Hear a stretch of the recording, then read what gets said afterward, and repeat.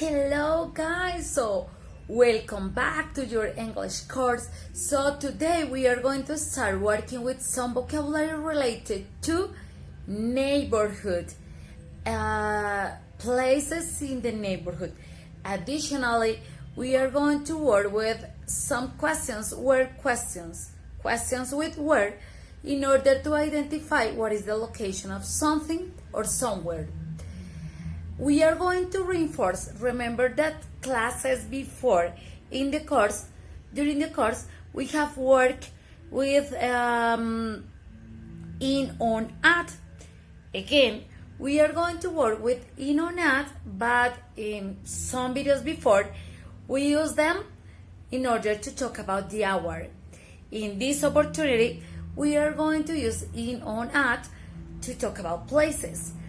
Bienvenidos nuevamente a un nuevo video, a un nuevo inicio de su curso de inglés. Esta es la segunda parte donde vamos a trabajar vocabulario relacionado con el barrio, neighborhood, y algunos lugares dentro de él.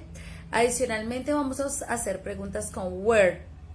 Ya les hemos trabajado, pero vamos a hacer un refuerzo relacionado con ello. En clases anteriores trabajamos in, on, at, pero las trabajamos como preposiciones de tiempo para hablar de la hora, de fechas.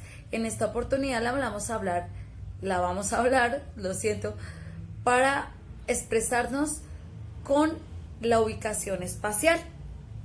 So now, go ahead, continue, and first of all, I'm gonna give you the vocabulary that I would like you to take into account. Go ahead, let's continue. Neighborhood vocabulary. Neighborhood. Home, that is hogar. First floor, second floor, third floor.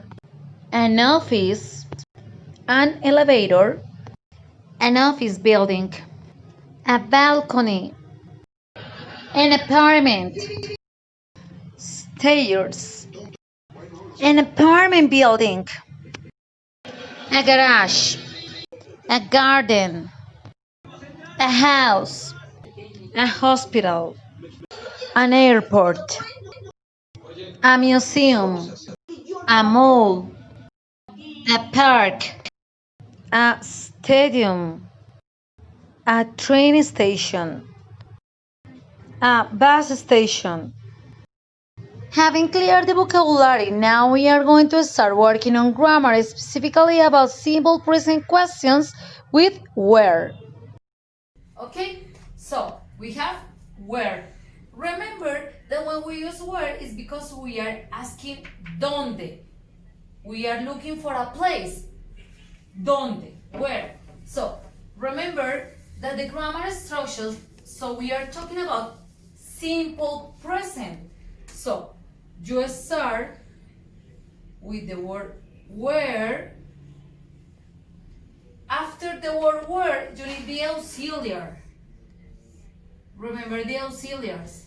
Do or does. After the auxiliary, you need the subject.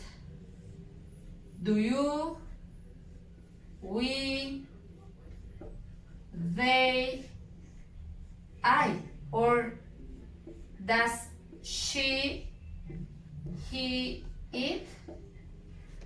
And after that, you need the verb in the base form. For example, live, or work, or study. And in order to finish, you need a question mark. So, where, auxiliary do or does, subject, verb in the base form. Aquí el verbo no cambia, acuérdate, no importa cuál verbo tú uses, el verbo no cambia, el que cambia es el auxiliar. Where do you live? Where does your mother work? Where do your friends study? ¿Dónde estudian tus amigos? So, if the question is, where do you live? You could answer, I live in Bogotá. Where do we work? We work at the new building. El edificio nuevo. Okay? Where does she study?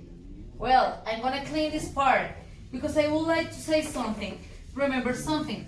Las respuestas aquí tienen la conjugación de una oración afirmativa. That is, where does she study? Look at this.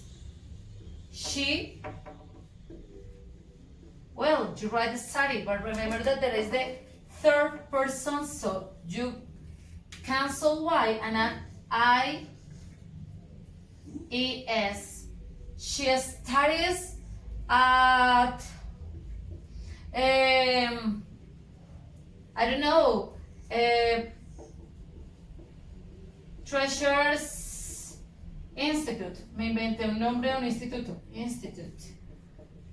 So, it is a capital letter. She studies at Treasures Institute. Conserva las reglas de la tercera persona porque seguimos trabajando en presente simple. That is, but if you can see something, we have this word, at. And that is the one that we are going to continue working. Esa es la que ahora vamos a trabajar.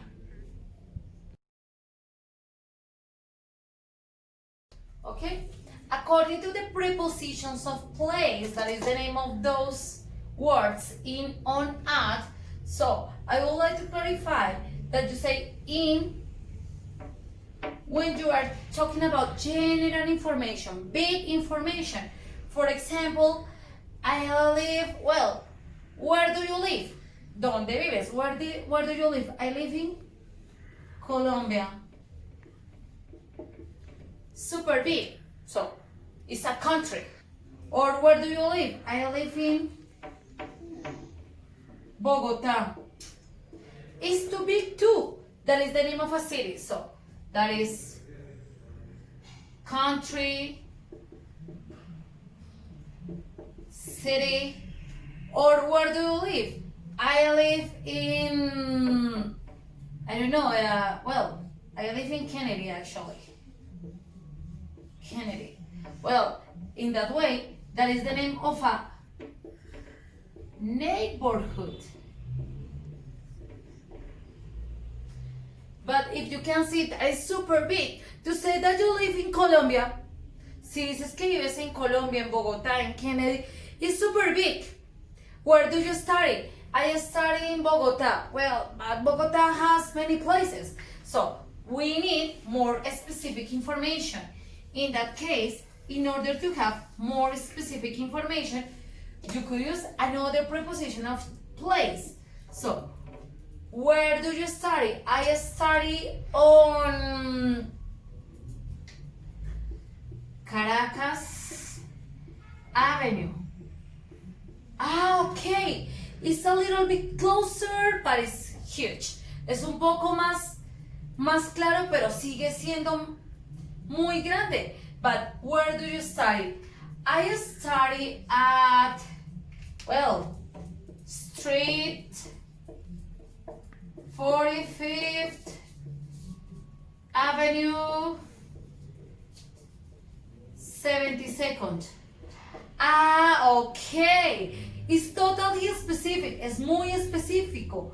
Okay? You are giving the correct answer, the complete address. Or you could say, I live at, I study at the building in the corner. It has to be that building in the corner, not another one. So, when you say about in, cuando hablas de in, la información es súper general. Countries, cities, or neighborhoods. Ciudades, bueno, países, ciudades, y barrios. If you use on, the information is a little closer. Estás hablando, la información es un poco más sesgada, más cercana, pero puedes estar hablando de nombres de avenidas pero todavía la información es muy grande.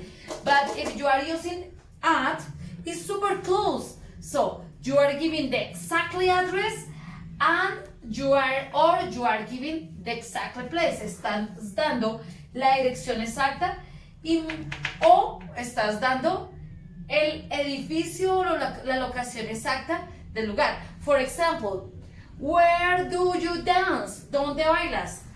I dance at the bar in the corner. Yo bailo en el bar de la esquina. Or I dance in the bar that is at the 45th Street Avenue 72nd. So you are giving the exactly location of that place. But if you say, where do you dance? I dance on Caracas Avenue.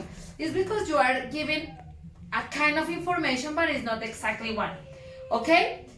Recuerden, amigos, si tienen preguntas, time it down, suscríbase, deme su like, compártalo con sus amigos. Muy contenta que cada vez tengo más seguidores y más aprendices. So, bye bye, take care.